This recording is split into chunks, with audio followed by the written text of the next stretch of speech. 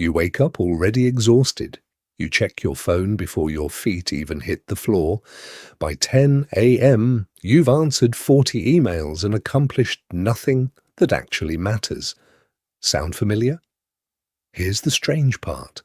A Roman emperor who ran an empire of 60 million people, fought wars on the frontier, and buried his own children, wrote about this exact feeling. 1800 years before the word burnout existed, his name was Marcus Aurelius, and he figured out something about exhaustion that most of us are still missing. Burnout isn't just being tired. Psychologists define it as three specific things: emotional exhaustion, a feeling of detachment from your work, and a sense that nothing you do actually matters. Notice something? None of those three things are really about how many hours you worked. They're about your relationship to the work. Two people can work the same 60-hour week. One ends up energized, the other ends up hollow. Think about the last time you were completely drained. Not from a hard workout, not from physical labor, but from a day where you sat at a desk, answered messages, sat in meetings, and did nothing that felt physically demanding at all. That specific kind of tired, the kind sleep doesn't fully fix, is what we're talking about. It's not new. It's just newly named. And the man who described its cure never even had a word for it. That gap is exactly what Marcus Aurelius was writing about in his private journal, a book he never intended anyone to read, called Meditations.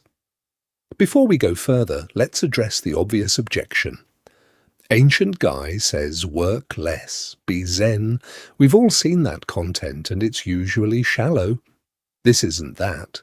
Marcus never says to want less, do less, or care less. He was famously one of the hardest working men of his era, waking before dawn, handling correspondence from across the empire, personally leading troops on the frontier in his 50s while sick. He's not a guru telling you to quit your job and meditate on a beach.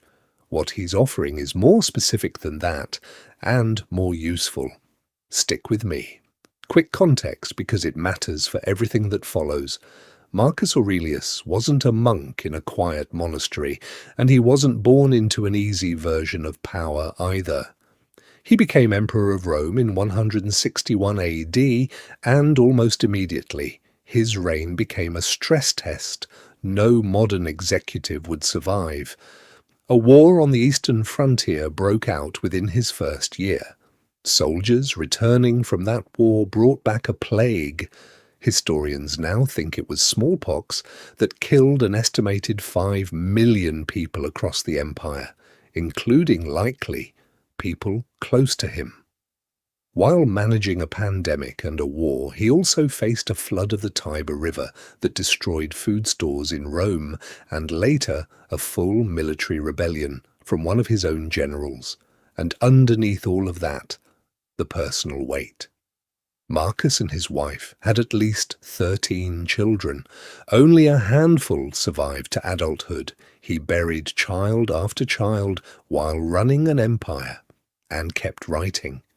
He wasn't writing meditations for readers, for fame, or for a legacy.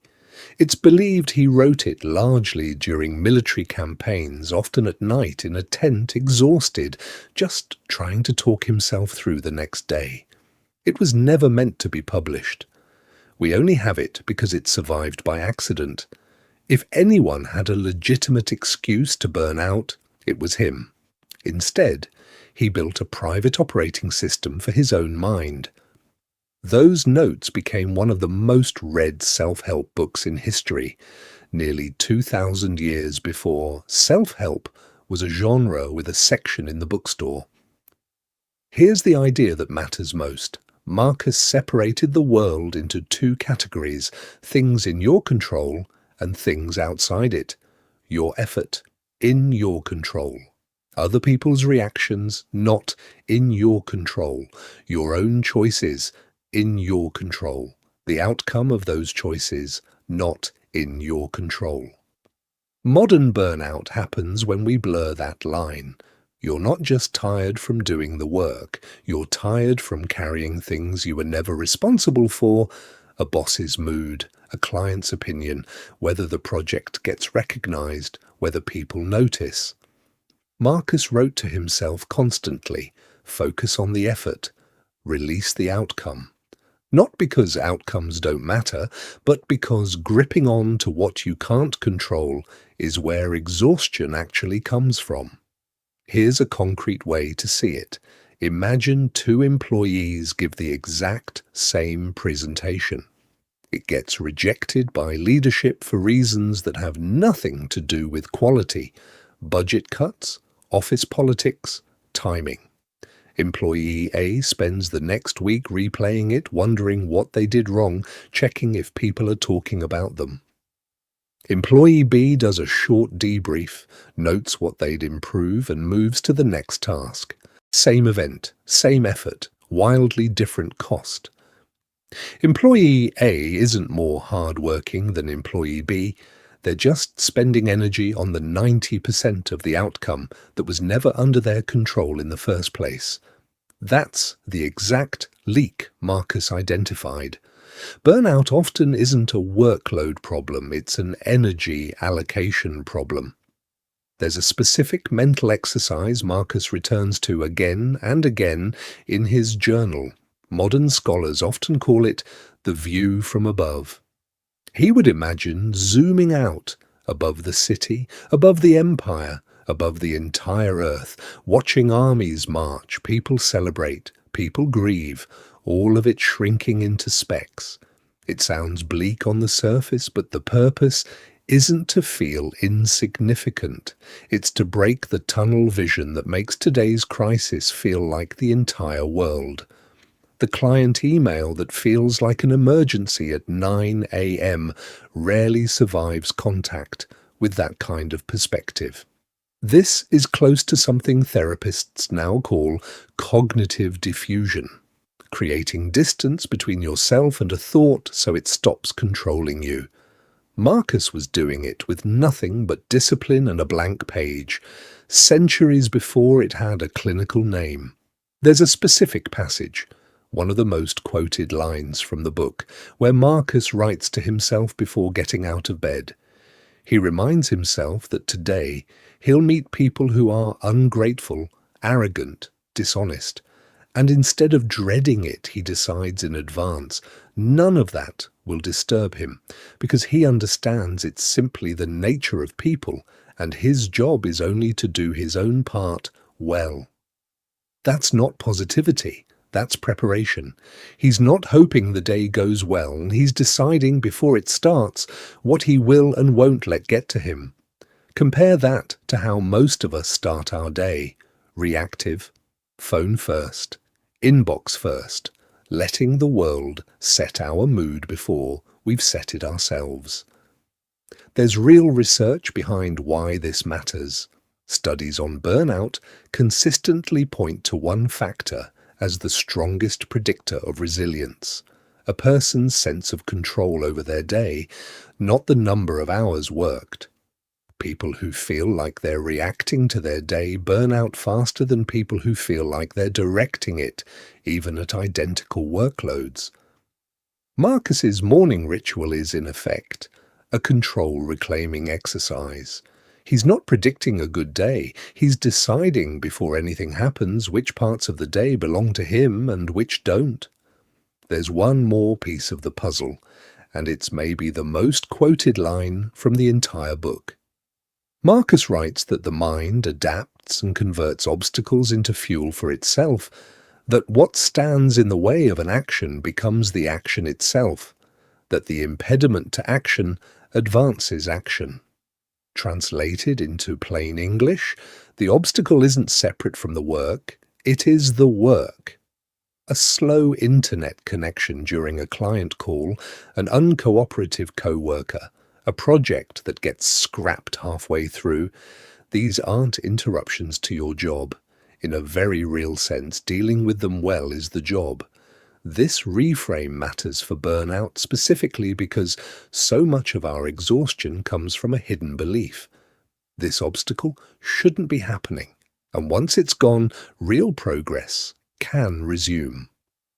Marcus is arguing the opposite. There is no version of the path without obstacles. Waiting for the friction-free version of your job or your life is waiting for something that was never coming. Let's make this concrete with a full example, because it's easy to nod along to philosophy and change nothing. Picture a mid-level manager. Call her Sarah. She's answering Slack messages at 11 p.m., dreading Monday by Sunday afternoon, and feels like no matter how much she does, it's never enough. Classic burnout profile. Apply Marcus's framework and 3 things change immediately. First, the control split. Sarah can control the quality of her work and how she communicates. She cannot control whether her company restructures, whether her manager notices, or whether a client is happy, regardless of what she delivers. Right now, she's spending 80% of her emotional energy on that second category. Second, the morning ritual.